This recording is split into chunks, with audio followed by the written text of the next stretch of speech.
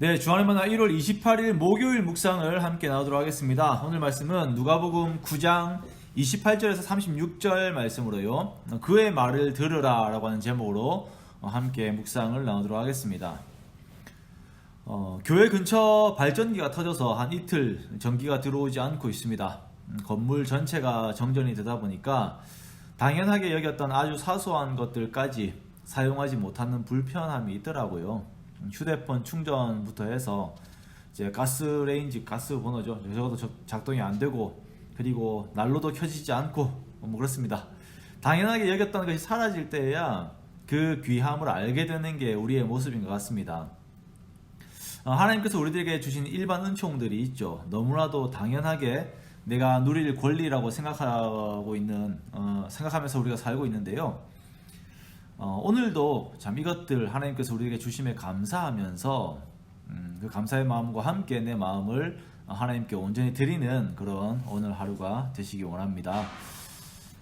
오늘 본문은 예수님께서 변화산에서 영광을 보이신 내용을 말씀하고 계십니다. 누가복음이 계속 초점을 맞추면서 우리를 끌고 가고 있는 방향은 제자도, 즉 제자들의 길입니다. 오병이어의 기적을 전후해서 제자들의 능력의 공급처와 제자들의 역할, 그리고 자신을 부인하고 십자가를 지고 주님의 뒤를 따라야 하는 제자의 삶의 방향과 방법들을 계속 말씀을 하고 있죠. 자, 이에 대한 연장선에서 예수님께서는 앞으로 주님의 뒤를 따를 수많은 제자들의 대표인 베드로와 야고보와 요한을 데리고 변화산으로 올라가십니다. 예수님께서 제자들을 데리고 변화산으로 가셔서 기도하실 때에 용모가 변화되고 그 옷이 휘어져서 광채가 납니다. 누가복음에서는 특히 예수님이 기도하셨다라는 표현이 자주 등장한다라고 말씀을 드렸었죠. 기도를 하신 이후에, 그리고 기도하는 가운데 일들이 일어났다라고 하는 이 모든 것들은 이 일어나는 모든 사역들이 성부 하나님의 주도적인 섭리 아래에서 진행되었다라고 하는 것을 의미하고 있고요. 그리스도인 된 우리들 역시 우리의 삶을 이끄는 권위가 성부 하나님께 있음을 강조하는 것입니다. 예수님께서 기도하실 때에 용모가 변화되고 거기에 두 사람이 함께하게 됐는데 그들은 모세와 엘리야입니다. 예수님과 모세와 엘리야는 영광 중에 임하면서 앞으로 일어날 일들, 즉 십자가에서 죽으실 일에 대한 그 이야기를 함께 나누는데요. 제자들이 졸다가 또 일어나서 이 광경을 봐요. 참 예수님이 기도하실 때마다 조는 게 제자들인 것 같죠. 이제 우리들의 모습과 비슷한 것 같아서 위로가 됩니다. 자, 그런데 일어나서 보니까 이 감당이 안 되는 영광이 눈앞에 보이는 거예요. 자, 이 영광스러운 광경 앞에서 베드로가 예수님께 말합니다. 우리가 여기 있는 것이 좋사오니 우리가 초막셋을 짓되 하나는 주를 위하여, 하나는 모세를 위하여, 하나는 엘리야를 위하여 합시다 라고 말을 하는데요. 너무 정신이 없다 보니까 자신이 무슨 말을 하는지도 모르고 말을 계속 하고 있습니다. 자, 이 말을 하고 있는 즈음에 구름이 와서 이들을 덮고 구름 속에서 소리가 들려요. 자, 이 소리는 그 자리에 있는 제자들을 향하여서 하는 하나님의 소리였습니다. 이는 나의 아들 곧 택함을 받은 자니 너희는 그의 말을 들으라. 자, 이는 나의 아들 곧 택함을 받은 자라고 하는 이 선언은 얼마 전 베드로가 예수님에게 고백하였던 주는 하나님의 그리스도시니다 라고 하였던 그 고백과 함께한 하나님의 공식적인 선언입니다. 앞에서 하였던 베드로의 고백이 성령의 주도 아래에서 나온 그 내적으로부터 나온 것이라면은 지금 오늘 변화산에서의 이 선언은 성부 하나님께서 주신 그 외적인 어떤 선언이죠. 예수님께서는 하나님의 아들, 즉 하나님과 동등한 권위를 가지신 하나님이십니다.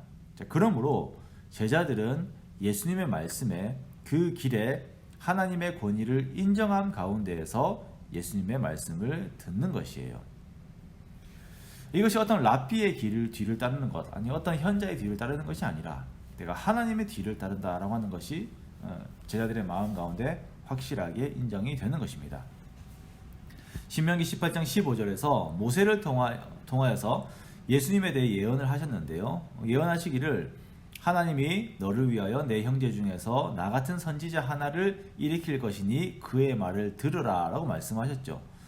이 예언의 말씀이 이루어졌음이 선포되면서 하나님의 백성된 우리들이 예수님의 제자된 우리들의 삶의 방향을 이렇게 가지는데, 그것이 예수님의 말씀에 하나님의 권위를 두고 그 뒤를 순종함으로 따라야 함을 강조하고 있는 것입니다.